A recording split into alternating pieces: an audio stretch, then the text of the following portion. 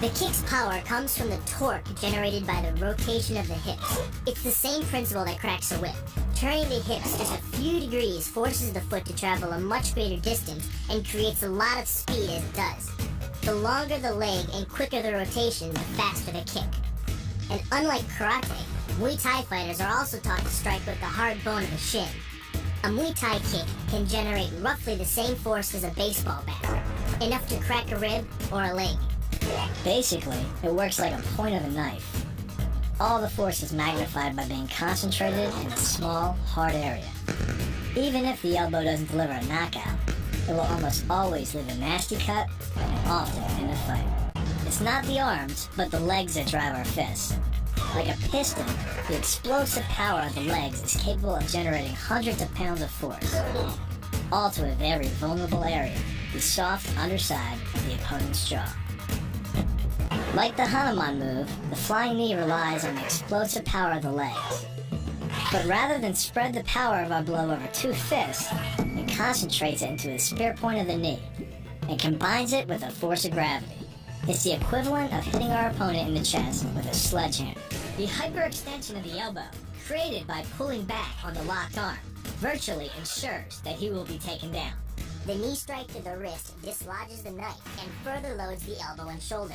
The technique can easily result in damage to the elbow joint, the tendons of the rotator cuff, or even a broken arm.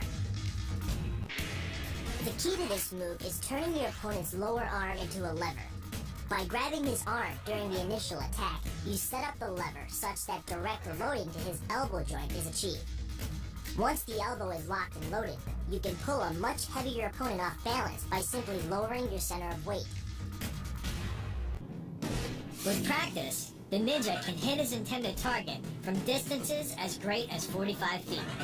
At impact, that's more powerful than a Major League Baseball pitch.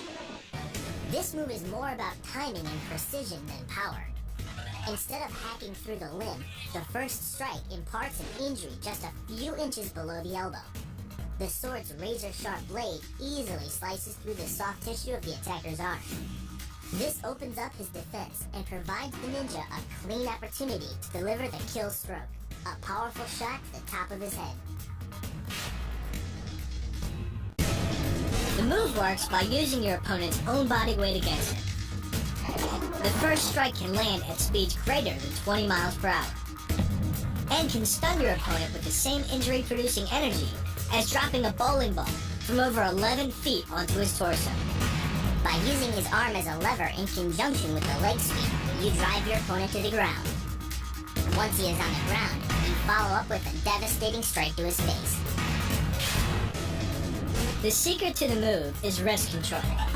By rotating your opponent's wrist to the maximum extent of its range of motion, the bones of the wrist lock against the bones of the forearm, and make it impossible to bring the strong muscles of the upper arm to bear. Then, you can pull your opponent off balance and into a potent knee strike.